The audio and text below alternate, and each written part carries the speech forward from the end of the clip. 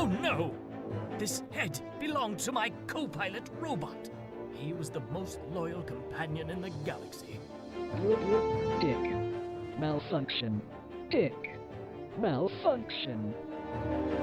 These Gravorians will pay dearly for this, my friend. Now, what's a space adventure film without a trusty robot sidekick, huh? Am I right? In the original draft, we had Dick and Scarlet team up with an alien from the planet's surface. You know the type, pointy ears, wise and emotionless. But then we came to our senses and realized that a giant tin can robot's way cooler. Besides, everybody was doing the alien thing back then. You know me, I'd rather be a trailblazer.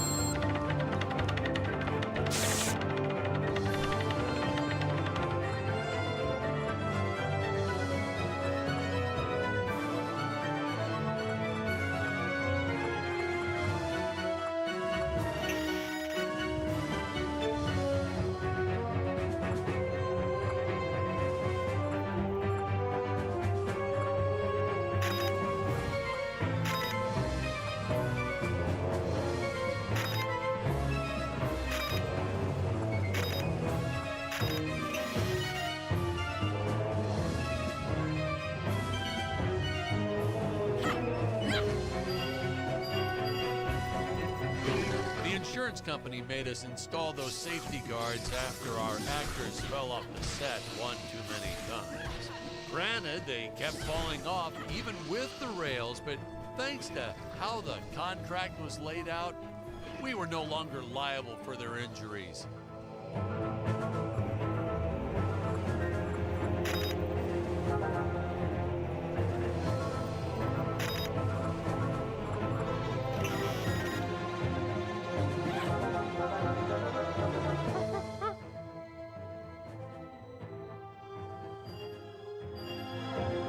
Well, ladies and gentlemen, I guess it's time to talk about the elephant in the room.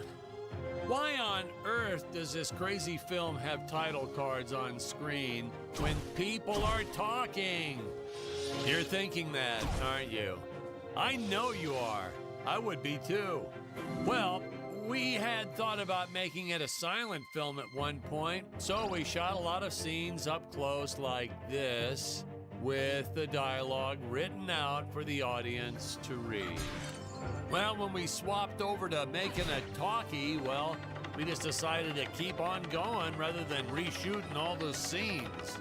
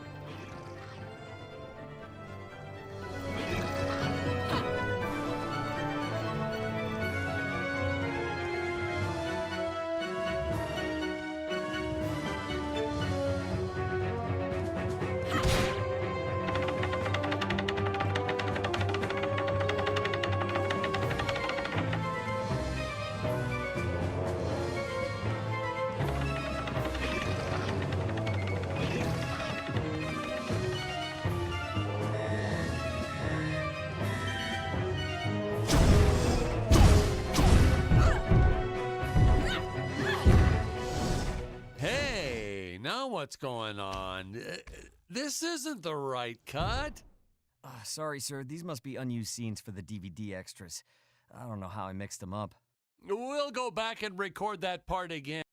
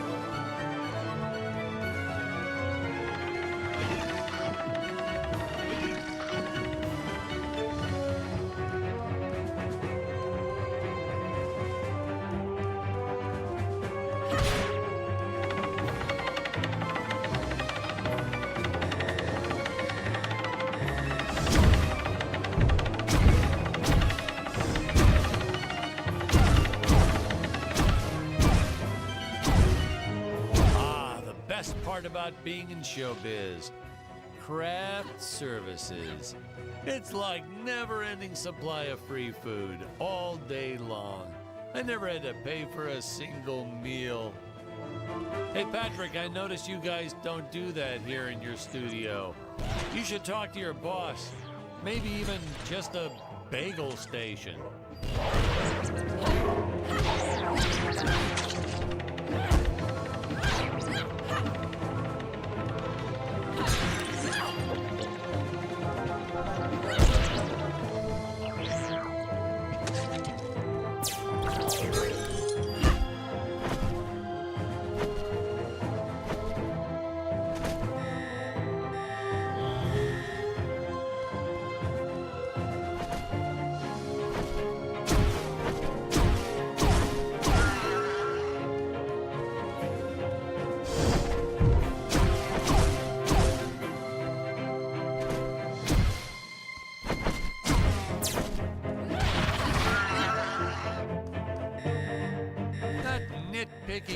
science community also complained about these Terra whatevers breathing fire, like there's fossil evidence of dinosaurs not ever shooting fireballs. It's not like I gave them neck frills or had them spit poison or anything ridiculous like that.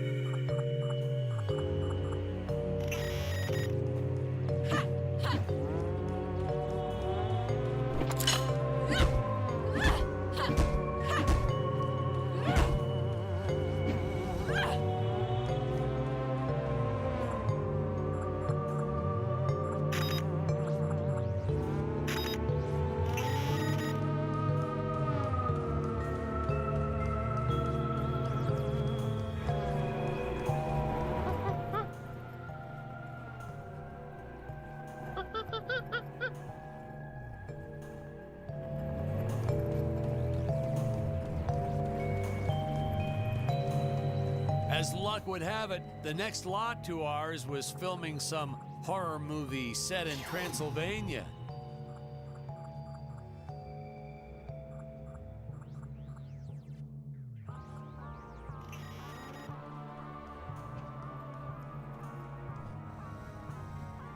So we signed a soft contract with them to use their set after they wrapped for the day.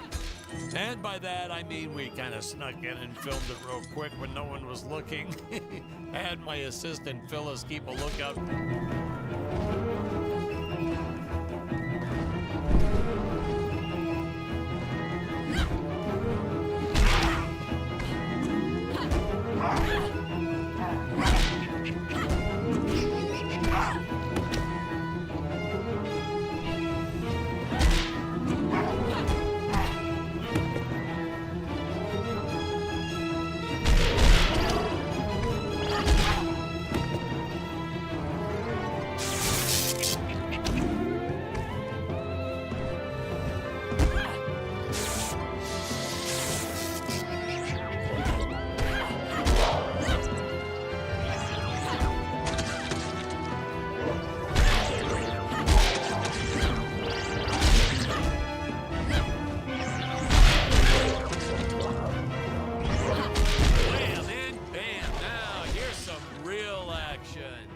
Nothing like an adrenaline boost to get our hero to really start wailing on those monsters.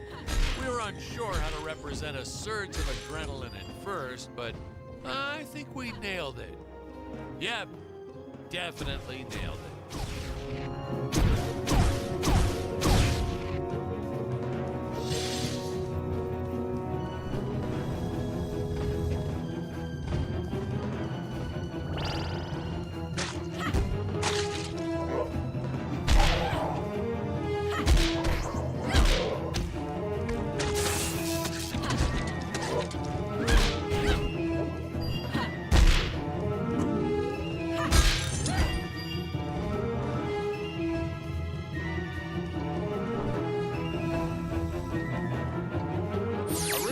Shot this scene with Scarlett using the landmines, but then I came to my senses and we reshot with Dick. I mean, a woman using high explosives? This may be a science fiction, but we have to keep things at least somewhat believable. Hey, most days, the effects team really nailed it. Dinosaurs, saucers, hey, you name it. But these, deflating rock, boulder, cubes, not their best work. Just looks kind of odd, if you ask me, like giant whoopee cushions. And they said they could add some debris and explosions or two afterwards, and then we ran out of budget. Well, to be fair, we ran out of budget several times, but still, I lost a lot of sleep over these rocks.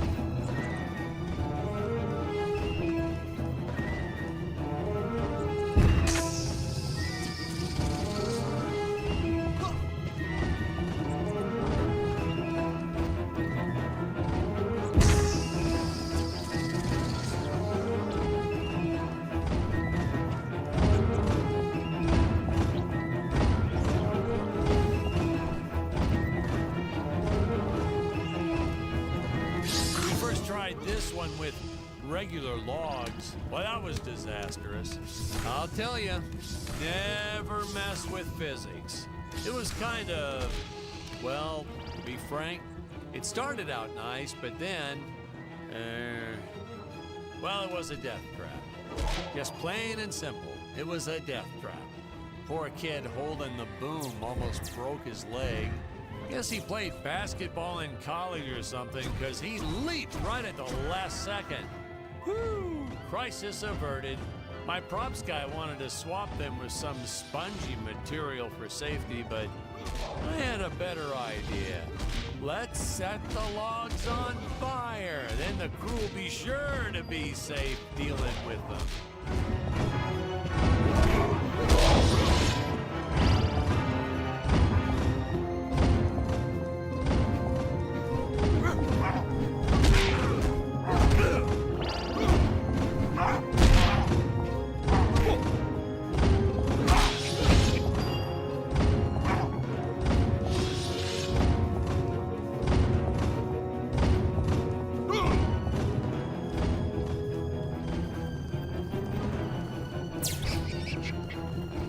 Say, you know what I was thinking?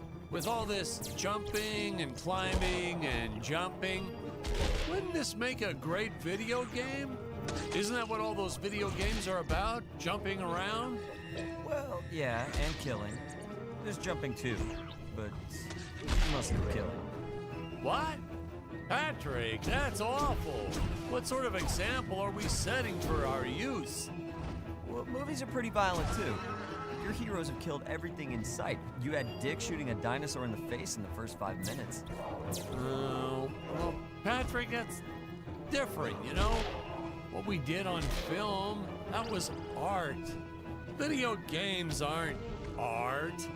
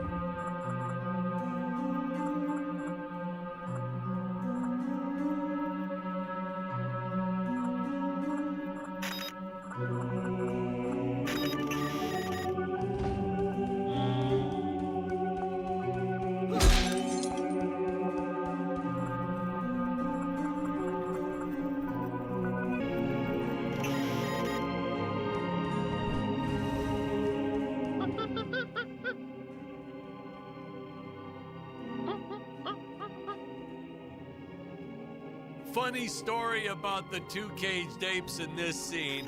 I had completely forgotten about them when we wrapped up filming on the set. Then we spent the next day doing a location shoot. So, suffice it to say, our return to the studio was met with a couple of grumbling tummies complaining about unsafe work conditions, human rights, yada, yada, yada.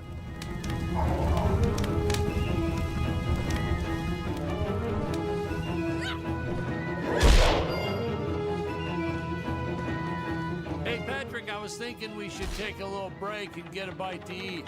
You like Chinese? I know a great takeout. Well, we're not scheduled for a break for another few hours.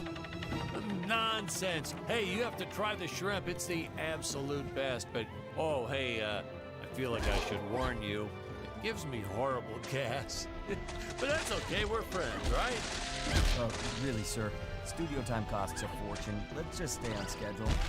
Good thinking. We could grab a real dinner together and go out for a night on the town, yeah.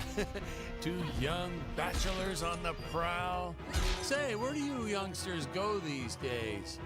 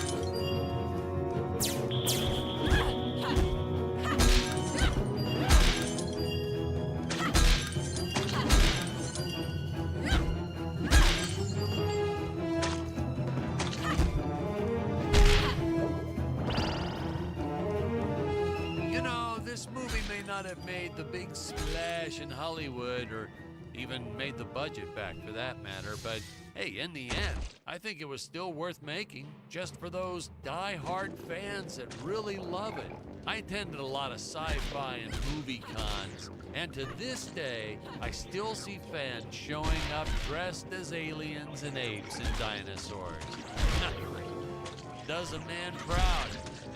Now, granted, their costumes aren't exactly 100% faithful to the film, and it seems that no one ever remembers them by the right name.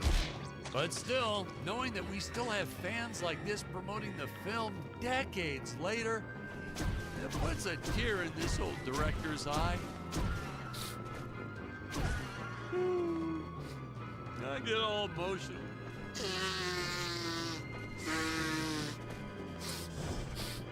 Okay,